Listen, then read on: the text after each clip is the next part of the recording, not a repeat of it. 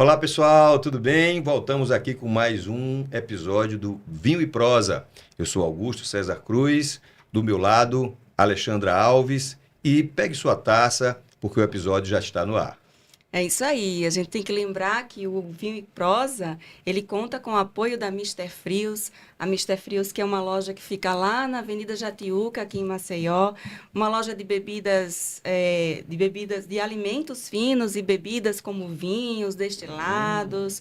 Então, quem quer fazer sua festinha em casa ou fazer uma recepção, ou você sabia que a Mister Frios ela tem uma padaria de fermentação natural também? Sabia que os pães são maravilhosos, É. né? E eles sempre estão presenteando a gente aqui com uma tábua deliciosa de frios no nosso episódio. Essa tábua realmente é fantástica. Mas, Ale, me diz, o que é que tem de especial hoje no nosso Vinho e Prosa? Hoje a gente está com duas coisas muito especiais. Primeiro, que a gente está no 10º episódio, né? Esse já é o episódio número 10 do Vinho e Prosa. A gente já completou 3 meses, olha só. E o segundo motivo que a gente tem para comemorar hoje é que a gente está com um convidado muito especial, que não é nada mais, nada menos do que um dos maiores, um dos mais competentes e respeitados sommeliers do Brasil. Seja bem-vindo, José Eduardo Barbosa. Obrigado, Alexandra. Obrigado, Augusto. Prazer estar com vocês. Muito bom. Fala um pouquinho da Vou história falar aqui, o currículo dele é vasto, vou ter que pegar uma colinha aqui para poder passar. O Zé Eduardo é sommelier, sênior, é educador, há mais de 12 anos dedicado a difundir a cultura do vinho e da boa gastronomia, sommelier sênior da Berkman Wine Cellars Brasil, também é diretor executivo e professor da Associação Brasileira de Sommeliers da ABS São Paulo, educador certificado dos vinhos do Porto, sommelier especializado em vinhos de Jerez e diversas outras certificações. Ele é graduado em administração de empresas e também tem a formação de sommelier profissional pela ABS São Paulo. Meu querido, que é muito vasto o seu currículo, né? E a gente sabe que você começou trabalhando como administrador de empresas, era executivo de uma grande empresa e você deixou, então, o mundo de ser um executivo nas empresas para se dedicar à questão de ser sommelier, de ensinar as práticas, enfim. Conta para a gente um pouquinho dessa história. Obrigado, Augusto. Obrigado, Alexandre, pelo convite.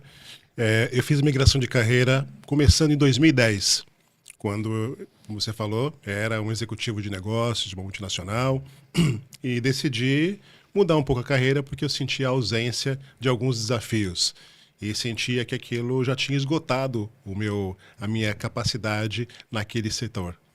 E eu fiz uma pesquisa profissional, junto com uma profissional psicóloga, uma orientadora profissional, e decidi pela carreira de sommelier, depois de quase 6 meses de pesquisa, buscas, e decidi me formar pela ABS de São Paulo. Desde sempre tive gosto pela gastronomia, minha mãe era cozinheira, e por conta do trabalho como executivo, eu tinha que receber muitas visitas do Brasil e fora do Brasil e os levava para jantar, para almoçar e entendi que aquela atividade era muito interessante.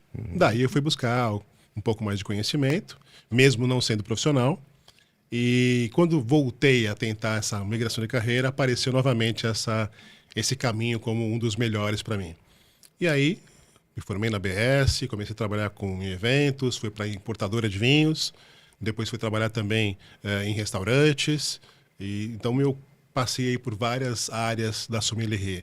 Loja, importadora, restaurante, gestão de restaurante e, claro, educação. Onde eu gosto bastante de atuar como educador e como diretor da ABS, eu dedico uma parte importante das minhas atividades ajudando a formar os próximos sommeliers e os próximos enófilos. Né? Muito bom.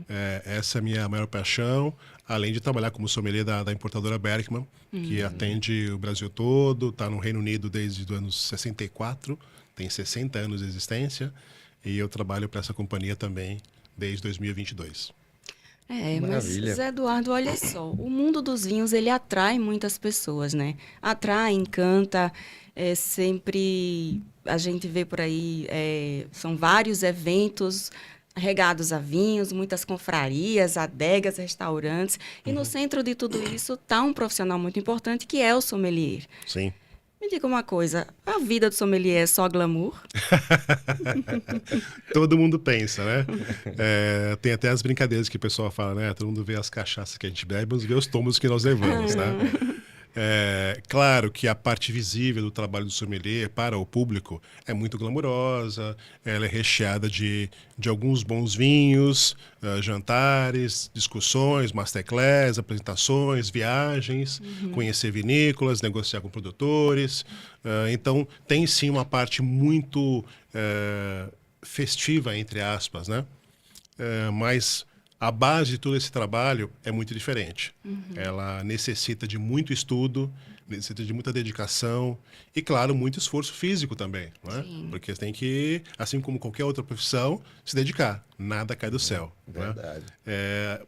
Portanto, essa parte que as pessoas enxergam do sommelier abrindo garrafa, circulando pelo salão, dando uma palestra, é 1/10 do que o sommelier tem que realizar no seu dia a dia. É a pontinha do iceberg. Exatamente, exatamente. Então, quais são as atribuições, afinal, de um sommelier, né? Quais são os principais desafios que ele enfrenta na profissão e atribuições? Primeiro, saber que o sommelier, hoje, o nascedouro da profissão, claro, é no restaurante, é na restauração. O sommelier ele é o responsável por gerir todas as bebidas do restaurante, desde a água, né? Passando pelo espumante, vinho branco, vinho tinto, drinks, café, chá, destilados, tudo isso faz parte da responsabilidade do sommelier. Ele que compra, faz a gestão e é responsável pelo serviço destas bebidas no restaurante. Treinar a equipe, fazer as harmonizações com os pratos que o chefe cria, né? Então tudo isso faz parte. Gestão financeira desta área também é de responsabilidade do sommelier. Mas, atualmente, não é somente esta atividade. O sommelier pode trabalhar também em lojas de vinhos especializadas, em redes de supermercado. Todos eles agora têm uma área gourmet, uma área dedicada para os vinhos. É ali também que ele vai trabalhar. Pode ser em enoturismo, ajudando a recepcionar as pessoas que vão conhecer as vinícolas. Essas áreas tão lindas, né? Mostrando a história, degustando junto com os clientes. Tem também a possibilidade de ser educador, ajudar a formar os próximos apaixonados por vinhos, e ainda tem como consultor, não é? Você pode, sim, ser uma pessoa independente, ter a sua própria empresa e prestar consultorias para vários restaurantes, para várias lojas, e, para finalizar, ainda pode também trabalhar para importadores e distribuidores de bebidas, como eu faço. Sim. Então, são várias possibilidades hoje em dia. Como qualquer outra profissão, como médico, como administrador. O médico, por exemplo, não precisa estar 100% do tempo dele num consultório. Ele pode trabalhar como administrador do restaurante, do hospital, ou administrador de alguma clínica, sem ter que dar consultas, por exemplo. É igualzinho o sommelier. Muito bem. Então, quer dizer, é vasta essa área toda, né, de trabalho de sommelier, né, diversas áreas. Mas eu acho que você já passou por várias delas, né? Já passou nisso aí. Vamos lá, um pouquinho mais de você. Qual foi a sua maior conquista como pessoal, como sommelier? Eu acho que a decisão de mudar de profissão, ela nasceu quando eu senti que eu precisava participar da vida das pessoas em outros momentos. Por exemplo, uma grande conquista, uma comemoração, uma compensação por um momento importante. Então é muito diferente quando você entra na casa das pessoas ou mesmo num momento especial para partilhar conhecimento, para comungar de uma boa garrafa. Então isso muda completamente o espírito do trabalho. Né? Eu trabalhava na área comercial, vendia produtos e serviços que muitas vezes não era o que as pessoas queriam, né? Mas precisavam daquilo. Então, entre aspas, né? Era o mal necessário. Então, quando você vira a chave e você muda o conceito do seu trabalho, parece que as coisas se transformam. Então, para mim, esse foi o melhor que pôde acontecer. Claro, na carreira de um sommelier, você tem muitos desafios. O primeiro deles é a formação, depois é você melhorar continuamente, porque você precisa continuar estudando, muda uma série de coisas anualmente, legislação, novos vinhos são lançados, produtores que mudam a sua composição e assim por diante. Culinária também, algumas regiões que apontam com mais novidades. Eu tive algumas felicidades na carreira, né? Ganhei concurso brasileiro como melhor sommelier de vinhos espanhóis. Estou concorrendo agora como melhor sommelier de vinhos do Alentejo. Vou para Portugal daqui a pouquinho. Já concorri como melhor sommelier do Brasil ano passado. Então, tem algumas conquistas muito especiais na carreira. Mas tudo isso depende, claro, de dedicação, depende de você continuar sempre estudando e sempre colocando um pouquinho de desafio pessoal aí nessa história. Maravilha. Vamos falar um pouquinho do serviço do vinho? Bora, mas né? eu queria saber antes, ele nessa trajetória toda deve ter tido alguns momentos marcantes aí, né? Você tem algum que você lembra que vale a pena a gente conhecer? Aquele vinho especial que foi servido naquele momento? Eu acho que na carreira do sommelier profissional você tem várias oportunidades de provar alguns bons vinhos. E eu já tive essa oportunidade e tenho ainda, e é fantástico. Né? Isso faz com que você tenha a oportunidade de provar coisas especiais de todos os lugares do mundo. Mas eu acho que um momento que eu fiquei muito feliz foi quando... 2 momentos, na verdade. Quando eu me certifiquei como sommelier da ABS Brasil, né? Que você passa por uma prova escrita, em que você precisa se Hoje classificar. você é diretor executivo, Exato. faz parte da diretoria da ABS São Paulo, né? São Paulo. Certo. E para a certificação, você depois faz uma prova também prática, em que você ali demonstra a sua habilidade no serviço de vinho, passando por identificação de líquidos, descrição de vinho, serviço de espumante, decantação, uma sugestão de harmonização completa, e ali eu ganhei a certificação. Certo. Isso foi muito legal, eu fiquei muito feliz. E o meu primeiro campeonato, que eu ganhei, que foi de melhor sommelier do Brasil de vinhos espanhóis. Esses 2 momentos foram muito especiais. Foi logo assim, nos primeiros anos da carreira, que eu estava muito afiado, muito assim, querendo despontar, e eu conquistei dois selinhos do currículo, vamos dizer assim. Foi bem importante para mim, que me deu o impulsionamento necessário que eu precisava para seguir na carreira. Foi bem importante. Muito bom. Que legal. Você queria perguntar, Augusto? Não, eu estava pensando que uma das questões assim que a gente vê, né, o sommelier, que as pessoas que nos assistem também, que enxergam o sommelier como um profissional de serviço de vinho. E o serviço de vinho é uma arte, né? Então, tem todo aquele aparato, toda aquela técnica. Eu queria saber de você, o que é que torna o serviço de vinho excelente e quais são os principais aspectos que os consumidores ou os clientes que chegam no restaurante podem observar no serviço de vinho para que seja um serviço Legal, excelente? boa. Do ponto de vista técnico, tem algumas particularidades. Temperatura da garrafa, escolha correta da taça, sugestão de harmonização que faça sentido para o restaurante, que seja realmente uma boa experiência para o cliente. Isso tudo é básico, tem que ser perfeito. Agora, do lado do profissional, ele precisa ter a capacidade de reunir todo o conhecimento que ele tem, técnico, de regiões, estilos de vinhos, gastronomia, atendimento, e transformar tudo isso numa informação fácil, precisa e simples para o nosso cliente. E, além disso, ser capaz de se comunicar bem, fazendo um serviço ágil, elegante e no menor tempo possível.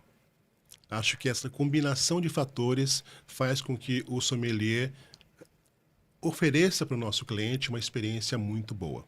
Claro, e tem que ser evidente, né? Uma pessoa agradável. Claro, Uma pessoa agradável, que goste de gente, se comunique bem, tem que ter essas habilidades. Se o sommelier, o candidato a sommelier, não gosta de trabalhar com pessoas, mude de profissão. Porque essa não é a sua opção melhor. Verdade. Então vamos lá, a gente falou aqui de temperatura do vinho, mas antes de falar sobre a temperatura do vinho, nós trouxemos um vinho aqui, né? A Lê trouxe um vinho. Sim. Vamos provar esse Vamos vinho. provar, Eu vou abrir até esse pegar um parêntese. pouquinho mais, porque eu recebi muita boa. Vamos lá, vamos A Lê me provar deu um pouco vinho pouquinho, aqui, né? vou provar um pouco Olha, mais. Na verdade, eu tinha colocado uma prova, Uma depois eu prova. fiquei em dúvida se era uma Tá prova, bom. se não era. Queria que você apresentasse Eu então esse coloquei. vinho de hoje nosso Pega uma aqui aguinha pra gente aqui. e para Boa. que o nosso convidado pudesse fazer então a descrição desse vinho. Tá. Boa. Esse Augusto, vinho me dá um pouquinho de água lá, Augusto. Opa, show. é o Oraçu Subterrâneo, é um vinho da Moldávia, né? A vinícola, ela é a Krikova, que é uma vinícola muito conhecida naquela região do leste europeu. E a uva é feita com a uva Viorica, eu acredito que seja 100% da safra de 2022, é um vinho bem novo. E, na verdade, assim, com relação a todas as características dele, eu queria que o nosso querido fizesse a apresentação. Vai ser um bom desafio, porque, de fato, eu não conheço essa uva. Já provei outros vinhos da Moldávia, mas essa em especial ainda não tinha provado. Eu adoro vinho branco, estou numa fase de vinhos brancos atualmente. Eu tenho consumido bastante mais vinhos brancos, espumantes e rosados, comparado com os tintos. Acho que o nosso clima, ele pede muito mais esses vinhos mais leves, né? A nossa gastronomia, principalmente. Né? Aqui, claramente, é um vinho branco, né? De amarelo palha, transparente, brilhante, límpido. Um aroma bastante interessante de frutas com polpa amarela. Tem aqui um toque herbáceo muito complexo, muito interessante também. E um toque resinoso, parece aqui um pouco de pinho. Algo que lembra essa resina, não é? Sim.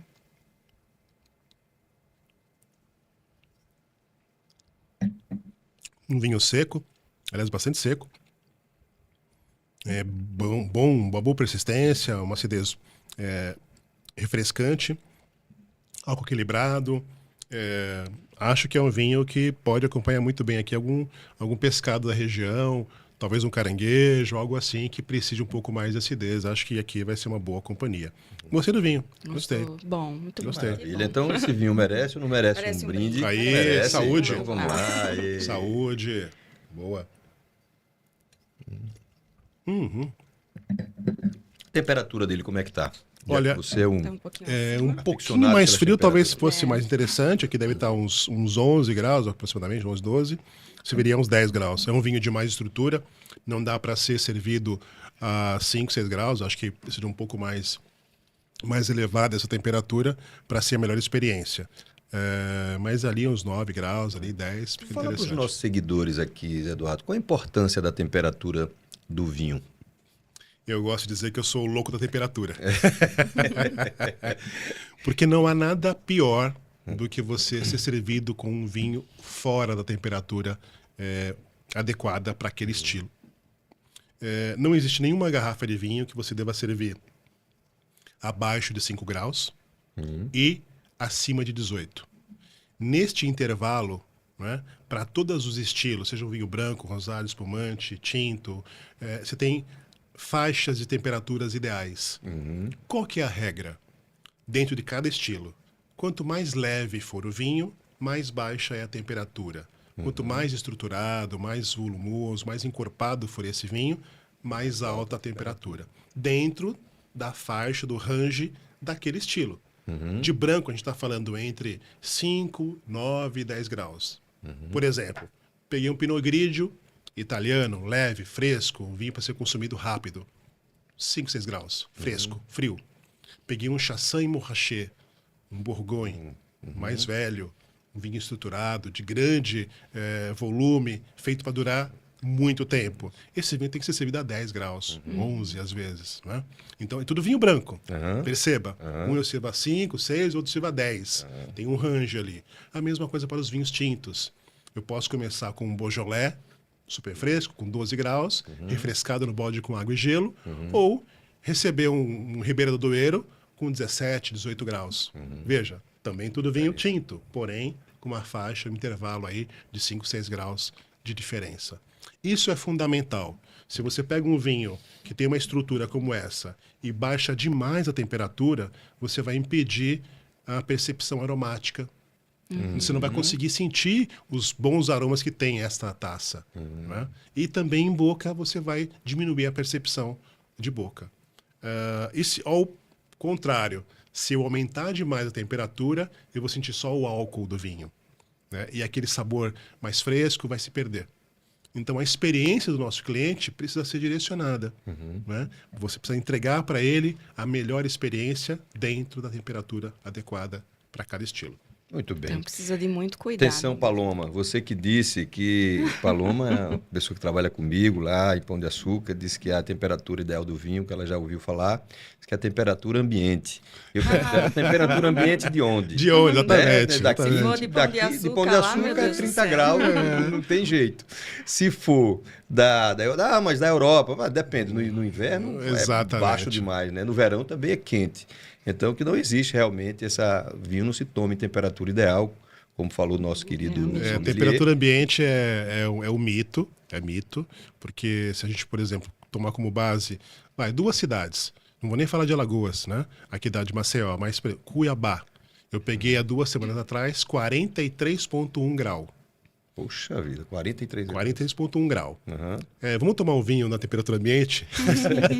Não vai No dar. vinho, claro, não né? tem. De outro lado, em São Paulo, a gente pegou alguns dias atrás aí com 8, 7 graus. Uhum. E no mesmo dia fez 25. Como é que faz? Bem em São Paulo isso, né? Como é que faz? Né? Então, tem que usar uma tabelinha, tem que entender, por isso que a gente estuda tanto. Saber da origem do vinho, ou de qualquer bebida, né? Sommelier, aliás, sommelier não é só vinho, pessoal. Sommelier precisa entender de vinho, cerveja, destilado, drink, saquê, chocolate, café, pão, azeite, charuto. Né? Então, o sommelier precisa entender de várias outras coisas para ser realmente um bom sommelier. Quem só entende de vinho é parcialmente profissional. Então... maravilha. Então, precisa. Nada disso de temperatura ambiente, né? Para você aproveitar o máximo, extrair o máximo do vinho, de aroma, de sabores, então que utilize o vinho na temperatura correta. E falando do vinho que a gente está degustando, né? Esse vinho que é um vinho que tem uma acidez elevada, né? Uma bastante boa acidez. Bastante boa. O que a gente poderia harmonizar com um vinho nesse estilo, que tem uma boa acidez? Aqui eu tenho algumas sugestões. Eu gosto bastante de ceviche. Ceviche. Fazer um ceviche aqui, um ceviche que tenha camarão. O ceviche tem um suco de limão, é bem ácido. Exatamente, né? vai suco Então, de limão, vai aquele leite de tigre, tem algumas combinações com pimenta, inclusive. Né? Acho que um ceviche misto aqui ficaria bem interessante. Colocaria peixe branco, colocaria camarão, talvez um pouquinho de polvo, faria ali um mix. Se for um prato quente, talvez um pescado local, ou uma moqueca também, vai muito bem. E eu vou também para os queijos, acho que esses queijos vão interessantes. Queijo de média cura, nada muito intenso, não queijo cremoso, acho que não vai ficar bem, é mais estruturado aqui, então talvez um Tulha, né, lá de São Paulo, um Lua Cheia, alguma coisa nesse caminho aí que seja um queijo de média cura. Né? E para os vegetarianos ou veganos, né? Talvez os legumes grelhados. Acho que vão ficar interessante aqui. Um vinho bem versátil, então. Bem, né? bem versátil. E um bom sommelier precisa saber harmonizar. Você sabia que um bom sommelier precisa entender de gastronomia indicar, também? Né? Até para poder indicar, né? Mas voltando... desculpa, você ia falar? Não. Posso falar aqui. Eu estava falando do serviço do vinho. Vamos falar um pouquinho mais em relação às taças dos vinhos. Queria que você falasse um pouquinho da importância das taças para a utilização em cada estilo de vinho. Legal. Muita gente não dá muita atenção para a taça, né? É claro que a indústria de cristal ela é pródiga em criar modelos distintos. Se você deixar e tiver espaço na sua casa e dinheiro suficiente, vai construir um monumento para taças. Mas, de fato, a gente precisa basicamente de 2 estilos. Uma taça Bordeaux, que é essa que a gente está usando aqui, e uma taça Borgonha, que ela é um pouco mais bojuda e um pouquinho mais baixa no seu bojo. A haste sempre longa, uma base também como essa. Essas 2 taças acabam dando conta da maior parte dos estilos de vinho. Não é? Então, uma pessoa que toma um vinho assim de forma recreativa, sem muita... Se tiver uma taça Bordeaux como essa, ou uma Borgonha, está bem servido de taça. Eu indico as Tomar. duas. Indico as duas. Tem que tomar pelo menos uma Bordeaux e uma Borgonha. Por quê? Está bem servido. Como o próprio nome diz, né? A gente está falando de uma taça Bordeaux que faz referência aos vinhos daquela região, que são originalmente os tintos. Cabernet Sauvignon, Merlot, Cabernet Franc, Petit Verdot, Carmener e Malbec. São as mais conhecidas. Então, estas uvas se expressam melhor neste estilo de taça. Do outro lado, taça Borgonha. Estamos falando do quê? Chardonnay e Pinot Noir, que é uma taça um pouquinho mais bojuda, um pouco mais baixa. Então, esse estilo de vinho também vai entregar mais prazer para quem está consumindo usando essa taça, para esses estilos de vinho. Né? E aí você também tem algumas outras uvas que são parecidas, né? Uma Nebbiolo, mais próxima de uma Pinot Noir, um Tempranillo, mais próximo aqui de uma Bordeaux, um Touriga Nacional, também vai usar uma taça Bordeaux. Então, essas duas taças são as básicas, aquelas que você vai conseguir resolver 95% do serviço de vinho. Claro, tem algumas outras especiais, taça tulipa para espumante, né, para champanhe, taça para vinho doce ou fortificado, que não pode ser aquele cálice pequenininho. Eu não recomendo. Pessoas, às vezes, vamos tomar um cálice do vinho do Porto. Não. Antigamente, né? Você Tem não uma vai... outra amiga, deixa eu mandar hoje. Estou mandando um abraço para todo mundo hoje lá em Pão de Açúcar. Ana Rosa. Ana Rosa tem um restaurante lá em Pão de Açúcar, também é diretora de recursos humanos, trabalha comigo lá. E ela, todo dia, ela toma um cálicezinho de vinho do Porto. Ana, eu vou lhe dar de presente umas tacinhas aí do vinho do Porto, para que você possa tomar. Se você não tiver taça para vinho doce específico, não tem problema. Use uma taça Bordeaux para vinho branco, um pouquinho menor, o volume um pouquinho menor, porque normalmente os vinhos doces ou fortificados você toma um pouquinho mais frio, menor quantidade, então uma taça com bojo um pouco menor. Mas não aquele cálice pequenininho, porque ali você não consegue nem perceber o aroma do vinho.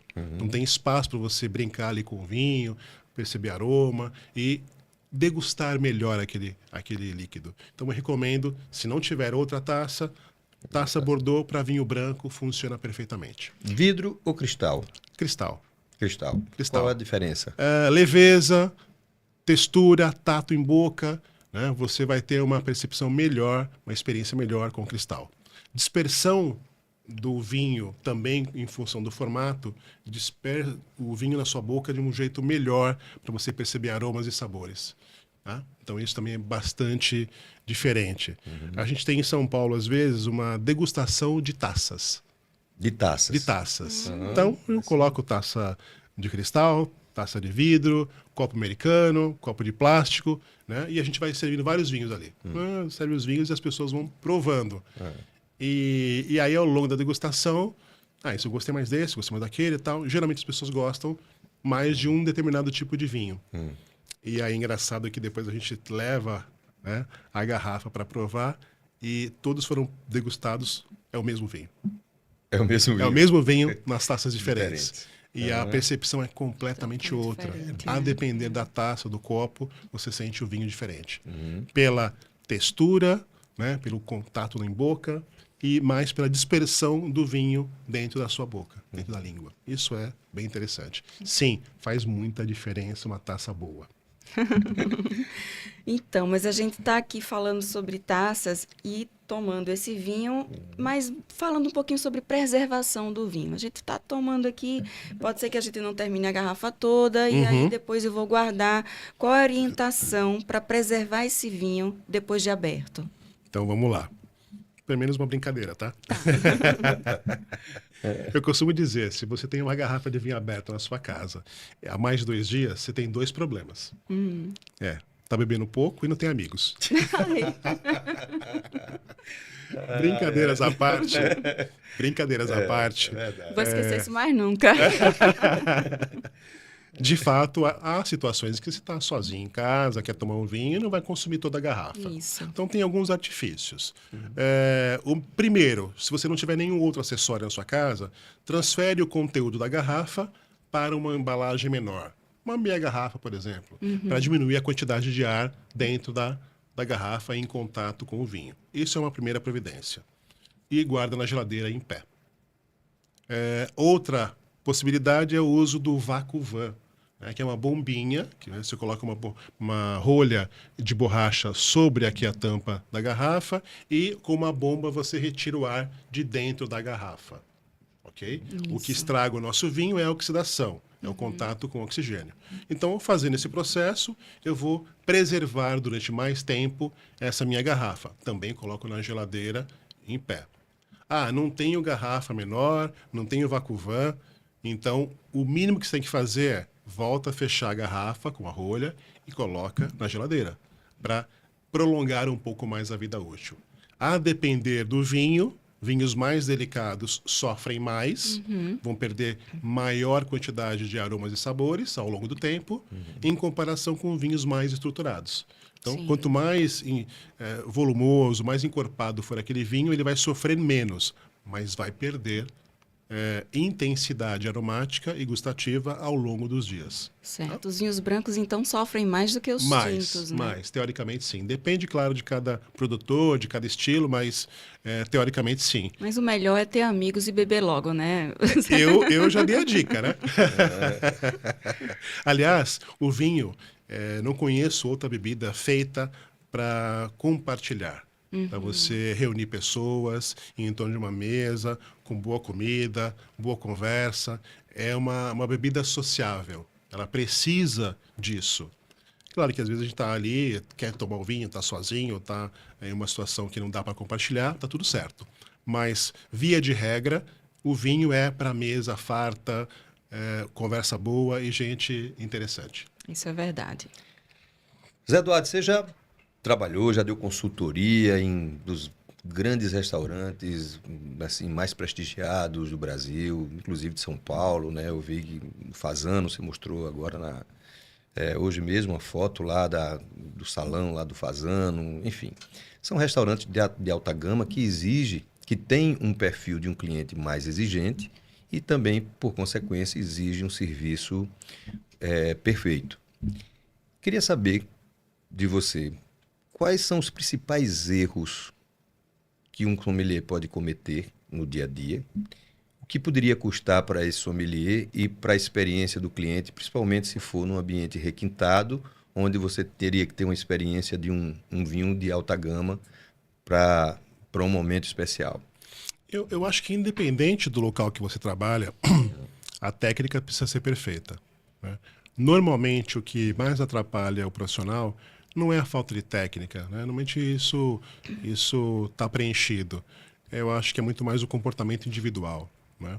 O maior pecado do sommelier é se achar mais importante que o vinho ou ainda que o próprio cliente, né?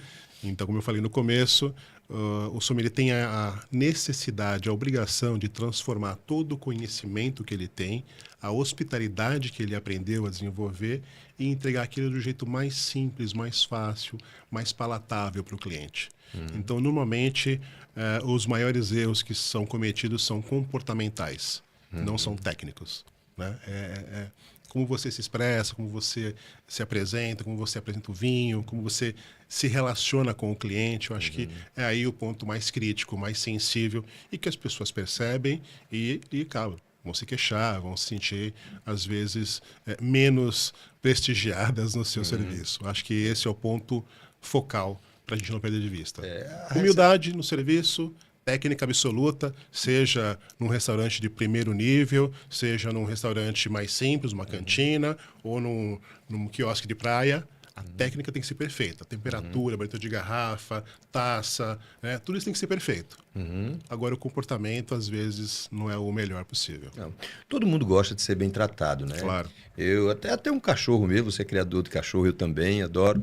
Até o cachorro, se você trata ele bem, ele vem lá com o rabinho abanando. Então, quanto mais o ser humano, que é muito mais sensível. Então, todo mundo gosta de ser bem tratado e quando você vai com experiência, essa semana mesmo, por exemplo, eu fui com minha esposa lá no Maria Antonieta e fui muito bem atendido lá pelos sommeliers de lá, tanto o Romilton É o Robson, né? Robson. Os dois me trataram muito bem, sempre com um sorriso. Caríssimo Dedé, caríssimo Breno. Um abraço para O vocês. pessoal lá é fantástico. Todo mundo Você muito bem se sente preparado. bem, né? Então, me levaram na adega, eu escolhi um vinho, escolhemos um Riesling alemão e depois comemos uma sobremesa, um vinho botrytizado lá e foi maravilhosa a experiência.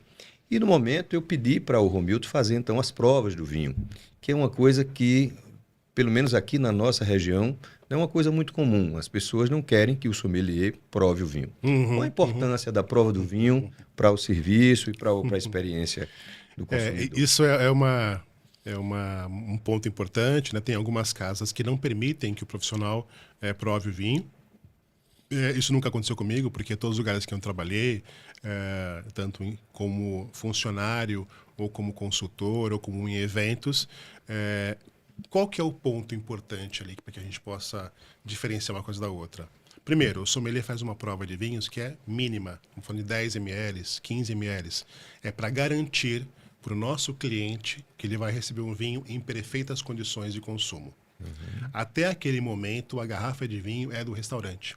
Ok? Então, você fez o pedido, eu vou lá na adega, pego aquela garrafa, faço o serviço e vou confirmar a qualidade do vinho. Então, pego ali 10 ml, provo, está tudo certo, faço o serviço. Isso causou algum desconforto por também alguma parte de responsabilidade de alguns profissionais que exageravam na dose, né? Então, não eram 10, 15 ml, eram 2 dedinhos, né? 2 dedinhos. Então, 2 dedinhos. Então, ali, é claro que a gente não pode tomar isso como base, isso exagera, essas pessoas já não estão mais trabalhando, já não conseguem mais exercer a atividade. Mas também demonstra a falta de conhecimento do nosso cliente. E nós precisamos, sim, orientá-lo. Olha, isso aqui faz parte do roteiro de trabalho do profissional. E ele não está lá para beber o vinho, ele está lá para provar. Então, geralmente, quando eu estava trabalhando no restaurante, eu tinha lá meu copinho de descarte. Então, provava o vinho e descartava. Imagina, abrindo 50 garrafas por noite. Meu Deus, se tomar todas, né? Se você for engolir tudo aquilo que está provando, você não vai alcançar o final da noite. Então, aquele momento é só para garantir a qualidade do produto que vai ser entregue para o nosso cliente. Tá? Então, é absolutamente normal, faz parte do roteiro e eu já tive que guardar algumas garrafas. Provei o vinho, não estava adequado, eu troquei a garrafa e o meu cliente não teve a má experiência de botar na boca um vinho ruim. Tá tudo certo. Eu fui lá, recolhi a garrafa, troquei por um outro vinho e seguiu a experiência dele. Então, é muito importante, sim, que a mesma coisa, o garçom precisa conhecer a comida, precisa ter provado antes. Não vai provar mesmo do prato do cliente, evidente, mas ele precisa conhecer o prato, os molhos, a composição do menu. Então, é igualzinho. E a única forma que a gente tem de garantir isso é degustando. E eu notei que eles ficaram assim, muito satisfeitos, porque eu acho que se a gente tem um profissional que é qualificado, que foi treinado para isso, né? Então, está ali para lhe servir. Por que não? Eu acho que para a experiência, para o cliente, como você falou agora, é muito importante, não vai ter o desprazer se por acaso vir um vinho estragado, e também para o próprio profissional que se sente valorizado. Claro, né, claro. Não tenha dúvida. Sua profissão. Isso é fundamental. Ter essa oportunidade de provar os vinhos e entender melhor cada estilo, cada produtor, vai aumentando a capacidade do profissional e de recomendação, de acerto, né?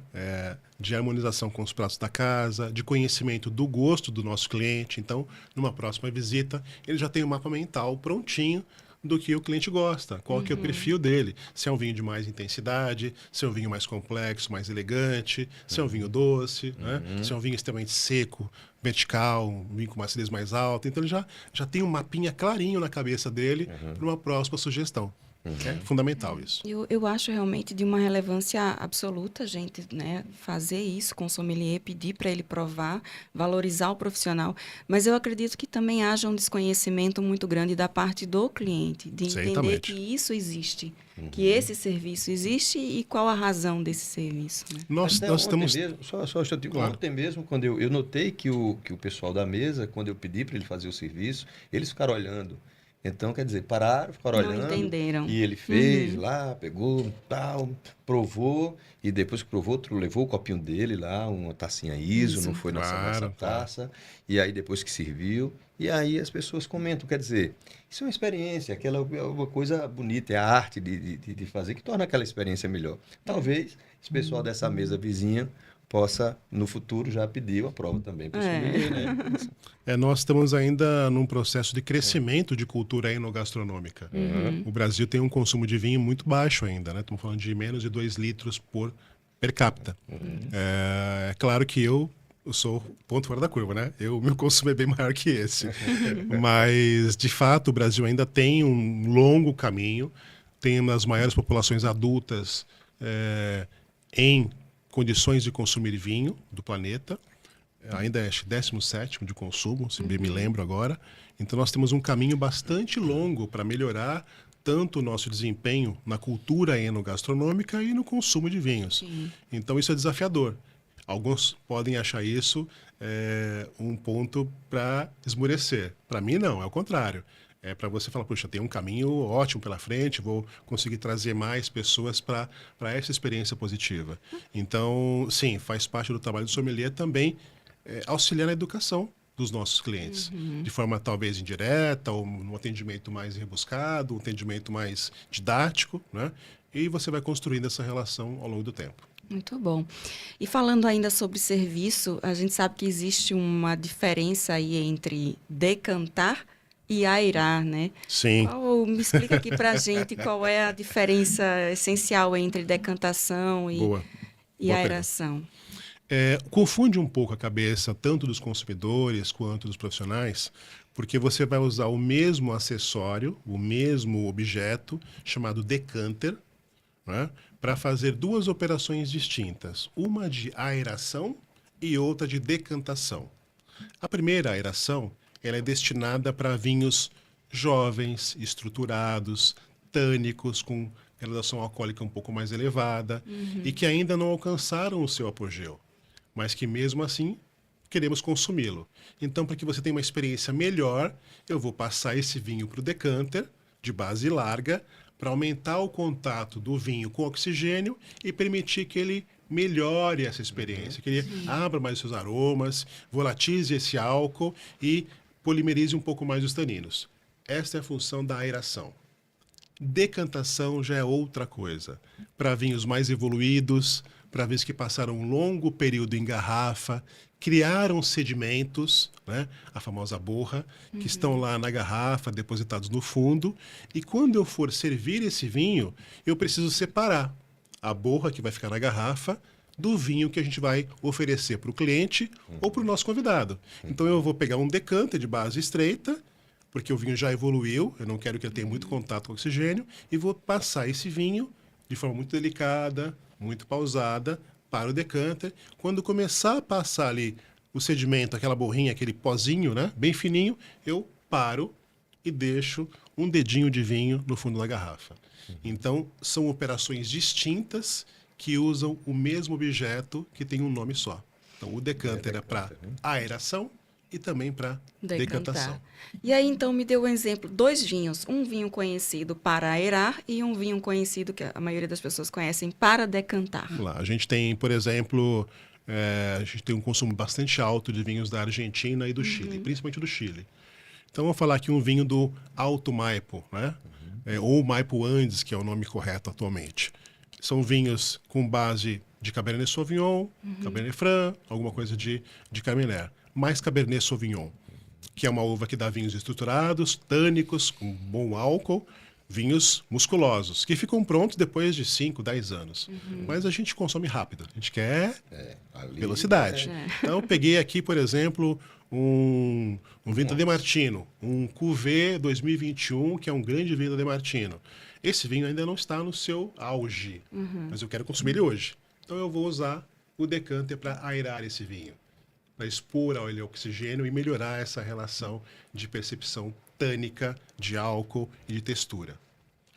Um outro lado, vinhos super elegantes, como um Piemonte, um Nebbiolo antigo, né? Pegar um Pronotto Bussia, que é um vinho de uma parcela especial do Piemonte. Um vinho que tem lá 15, 20 anos, já desenvolveu todos os seus aromas, tem um pouco de sedimento. Para este caso, eu vou decantar este vinho. Isso. E eu vou separar a borra do vinho que eu vou servir. Muito bom, São duas coisas bem diferentes. Maravilha. Fala um pouquinho também do tempo de decantação e do tempo de aeração, porque muitas pessoas já me perguntaram, poxa vida, tem que passar 1 hora no decanter, 2 horas no decanter, 40 minutos, 30 minutos? Fala um pouquinho disso aí pra gente. O mundo do vinho tem um grande depende. Tudo depende. Depende do rótulo, depende do produtor, né? Depende de uma série de coisas. Pode sim passar 30 minutos. Normalmente o tempo do restaurante é muito curto, né? O cliente não tá querendo esperar 2 horas para começar a refeição dele. Então, a dinâmica é um pouco diferente. Mas, via de regra, eu tenho de 30 minutos até 2, 3, 4 horas, dependendo do vinho. Se tiver um Barolo jovem, vai precisar de muito tempo. para ele alcançar o melhor dele. Né? Agora, depende do tempo disponível do cliente. Se eu pegar um vinho do Douro, um Douro Gran Reserva, super encorpado, no mínimo meia hora, no mínimo uma hora para aquele vinho, né? Para ele poder mostrar todos os seus detalhes. De outro lado, na decantação, se você pega, por exemplo, até na aula de hoje lá da BS Alagoas, eu falei de um Vega Sicília 67. Esse vinho já evoluiu tudo que ele precisava na garrafa. Neste caso, eu vou abrir a garrafa, fazer a decantação e servir imediatamente. Não vou esperar nada. Não é? Porque esse vinho já está no seu máximo. Né? O oxigênio pode matar o vinho. Se eu deixar aquele vinho parado durante 2 horas, quando você voltar na taça, já perdeu toda a sua exuberância, já perdeu toda a sua complexidade, já não tem mais ali quase nenhuma vida. Né? Então, neste caso, de um vinho tão evoluído como um Vega Sicília 67, eu vou decantar e servir imediatamente. Perfeito. Eduardo, falando em ABS Alagoas, no próximo sábado, dia 9, a ABS vai realizar aqui o concurso alagoano de sommelier. Legal. Qual a orientação para quem quer concorrer, para quem está inscrito e vai participar? Primeiro, eu queria convidar todos os profissionais aqui da região a participar. É um concurso aberto. A ABS de Alagoas está promovendo esse concurso para todos os profissionais formados ou não pela ABS a participarem. Vai ter uma prova escrita, depois para aqueles classificados uma prova prática. Né? É a oportunidade da gente mostrar toda a qualidade dos profissionais da região, ganhar notoriedade, ganhar projeção regional e até nacional. Um concurso de sommelier, ele tem 2 partes importantes. A primeira, teórica. E depois a prática.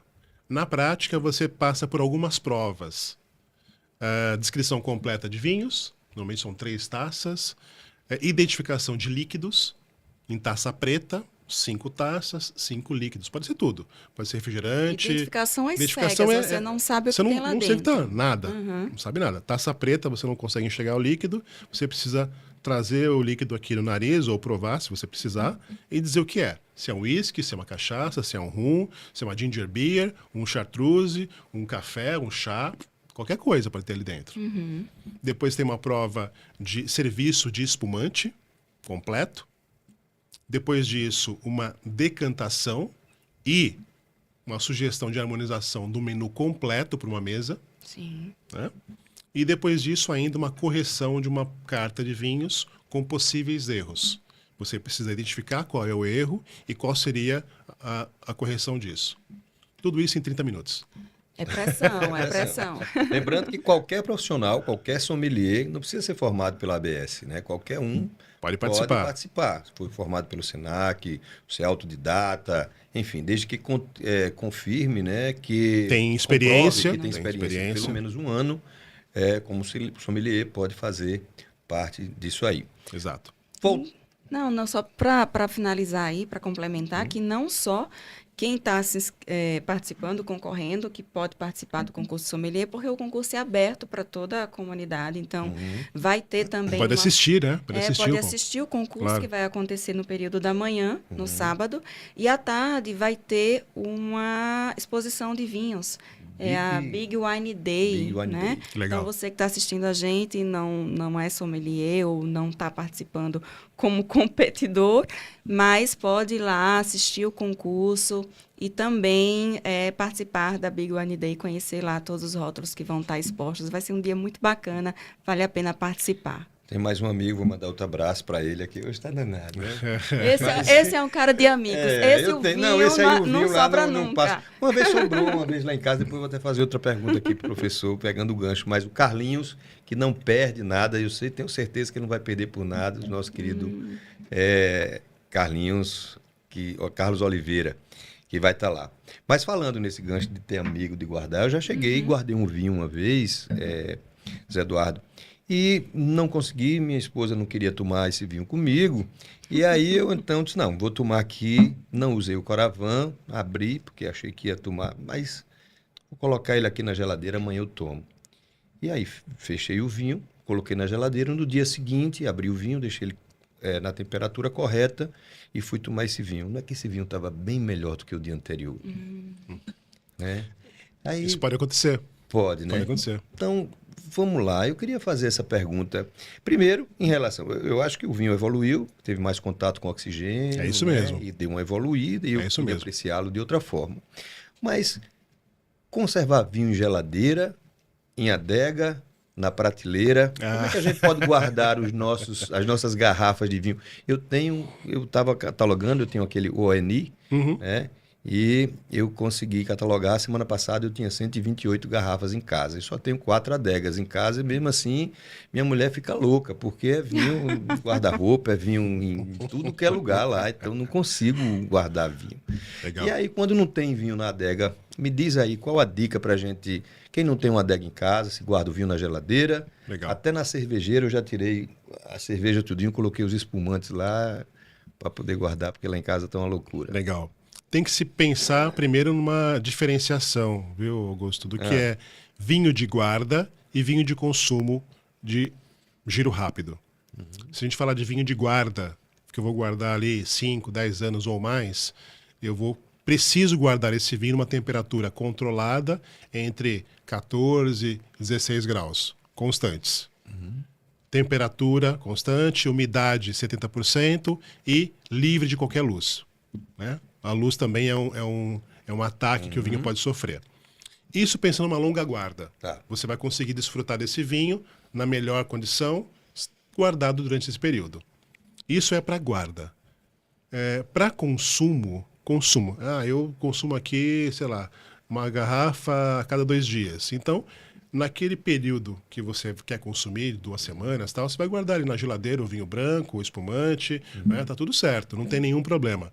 Mas a geladeira não é o lugar adequado para você guardar durante longos períodos, porque você inibe a evolução do vinho. Ao invés de ele ir crescendo, ganhando complexidade, ele vai dormir e vai morrer rapidamente. Né? A mesma coisa acontece com temperatura alta. Rapidamente ele vai subir no seu crescimento de evolução e rapidamente também cai e vai morrer. Então as duas coisas são terríveis para o vinho. Né? A pior delas é o calor. O calor é o maior inimigo do vinho. Então, se você tem calor hoje, frio amanhã, calor depois, uma variação gigantesca de temperatura e acima de 20 graus, né, 25 graus, você vai Matar o vinho. vai matar o vinho num tempo muito curto. Tá? Ah, não tem adega. O que você faz? Coloca no lugar mais fresco da casa, sem odores intensos e com pouca luz. Normalmente, o armário do quarto. Né? Aquela parte mais baixinha ali, mais no fundo, que você guarda ali, que tem uma tempo. Não bater no sol, inclusive, né? Não é para colocar na cozinha, naquele nicho do lado do fogão, não. Aquilo ali que é Ou terrível. de pé na sua estante, onde bate sol, também não, por favor. Guarde o vinho em lugar livre de luz, né? Protegido.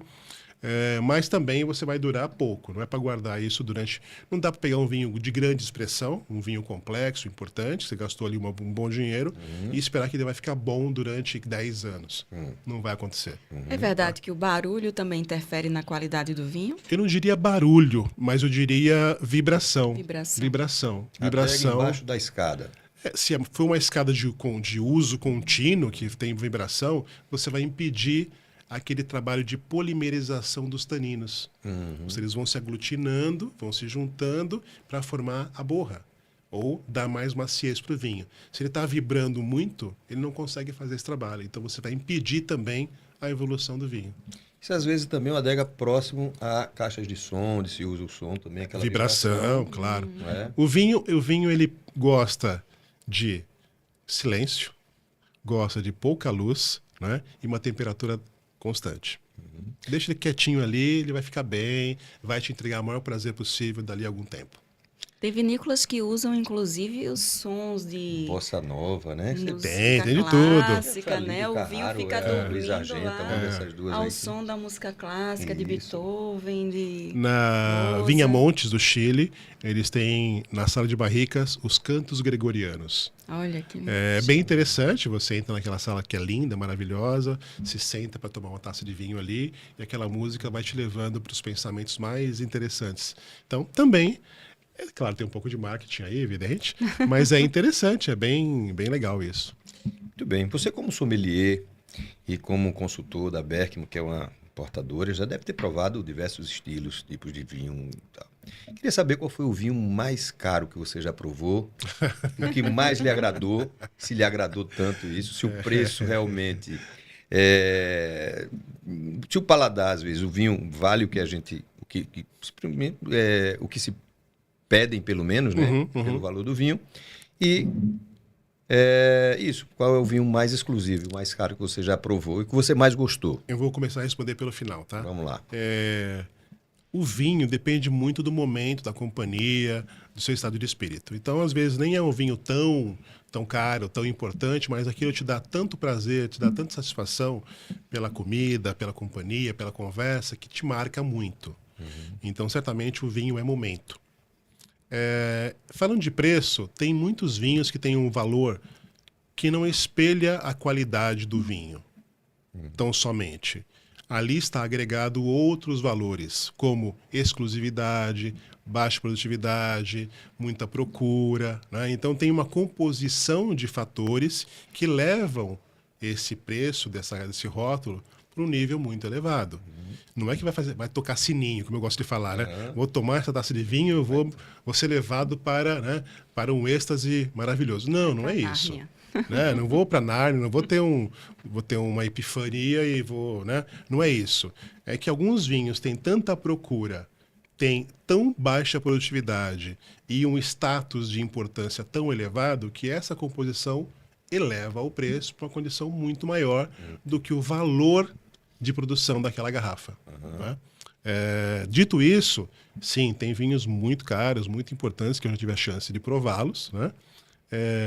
Mas, de fato, acho que não foram esses os mais marcantes. O mais marcante, um dos vários, foi aqueles vinhos que a gente compartilhou, que eu recebi compartilhando com amigos, né? E a gente estava numa mesa grande, cada um levou uma garrafa e a gente compartilhou várias garrafas. Isso é muito legal. É legal. Isso é muito bacana. Então, a experiência, o momento, às vezes, né, eleva, então... vamos dizer assim, a experiência com o vinho, né? Claro, O momento Por eleva a exemplo, esse experiência, momento aqui da gente está sendo maravilhoso. Claro. Essa conversa boa. Tomando um vinho que eu não conhecia, por exemplo. Novidade. Então, isso dá prazer. É claro que se você vai fazer uma grande comemoração, vai, por exemplo, uma data significativa para o casal, para a família, para os amigos, ou a comemoração de um contrato, você vai fazer aquilo com um vinho à altura, né, do momento, uma coisa importante. E isso tem uma representatividade muito boa. Gosto muito de champanhe, adoro champanhe, né? Então, para mim, comemorações importantes tem champanhe. Né? E como já falei antes, hoje eu estou bebendo muito mais vinho rosado, brancos e espumantes do que tintos. Porque é uma questão de gosto mesmo, né? E eu acho que o nosso clima pede muito isso. Então, se quiser me agradar, champanhe, vinhos brancos, espumantes e rosados, recebo com muita gratidão. Tá aí, tá. Bom, o recado foi dado, né? Gente, nosso horário Tá está chegando. chegando, mas antes, Boa. a Lê tem mais uma pergunta, eu tenho mais um. Aproveita Vai lá, aí, vai Vamos lá. aproveitar Manda lá. aqui. Antes de vamos- você fazer sua pergunta, deixa eu falar aqui com o pessoal, pedir para quem está assistindo a gente, para fazer com que o Vinho e Prosa chegue a mais pessoas. Se inscreva no nosso canal, compartilhe esse episódio. Olha que conteúdo delicioso. Quanta informação, quanto aprendizado. Compartilha com quem você acha que pode ter interesse. E segue a gente também no Instagram, lá no Vinho e Prosa Cast. Né? A gente está no YouTube, está no Spotify. Então aproveita aí e segue, compartilha e tudo isso aí. Vamos lá. Manda Augusto. Vamos lá. Você é um avaliador de vinhos, você negocia vinhos para importadora e, inclusive, posiciona os vinhos que você negocia no mercado, onde é que vai ser. Eu queria saber quais os critérios que você utiliza para precificar esses vinhos. Também depende, é uma composição de fatores, né?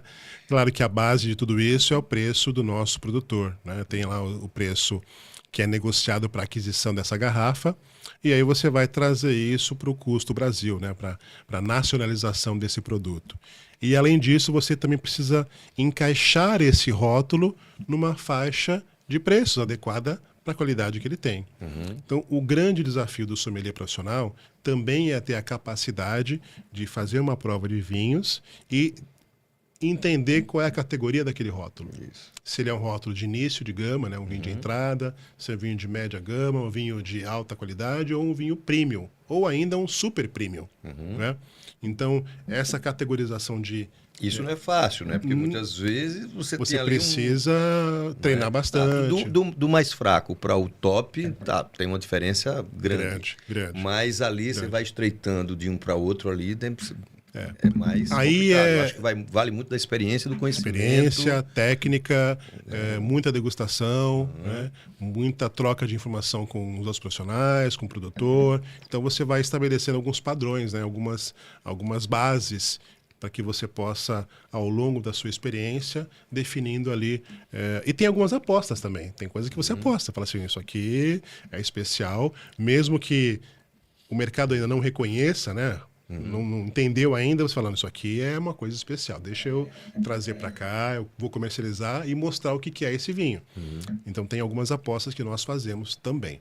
E aí é feeling, aí é assim, poxa, meu conhecimento me dá essa indicação e eu vou trazer esse vinho e vou posicioná-lo neste segmento. E às vezes funciona. Nós tivemos uma experiência no episódio passado, uma colega nossa, Carol, que tem uma vinícola lá na Serra Gaúcha, trouxe um vinho para a gente provasse aqui as cegas, e eu adorei o vinho. A gente acertou, era um corte bordalês e estava bem, eu adoro o Cabernet Sauvignon com Merlot. Mas estava fantástico o vinho. É um vinho que estava ainda na barrica, ela trouxe lá para fazer uma amostra para a gente. Se estava pronto, eu dei minha opinião, mas eu acho que vai ser um grande vinho. Sucesso, ela vai viu? ter uma vinícola boutique lá, eu acho que vai ser um vinho assim, bem posicionado. Que legal. Só quero provar o vinho também. Vamos lá, com certeza, vamos lá. Pena que a Carol não levou, então hoje uma garrafa pra gente. Sabe que eu provo tudo, né? Tudo que né? pintou ali, a gente prova, né? claro. Com Eu sou certeza. curioso mesmo. Mas, Eduardo, foi um grande prazer tê-lo aqui. Muito obrigado. Legal. Foi um maravilhoso o episódio. Uma honra, né? Quando Prazer vier imenso pra novamente aqui a Maceió, por favor, venha nos fazer uma visita. Obrigado Será pelo muito convite, bem-vindo. obrigado por ter me recebido aqui com tanta generosidade. Espero que quem nos está assistindo ou nos ouvindo aproveite essa conversa, leve para as pessoas e, estando novamente na cidade, volto com vocês. Uma simpatia. Obrigada. Obrigado, gente. Obrigado. Pessoal, Parabéns pelo trabalho. Tchau, pessoal. Tchau, tchau, pessoal. A gente fica por aqui até o próximo episódio. Próximo episódio, lembrando sempre que é uma parceria com a Mister Frios. Isso aí. Um abraço, até o próximo.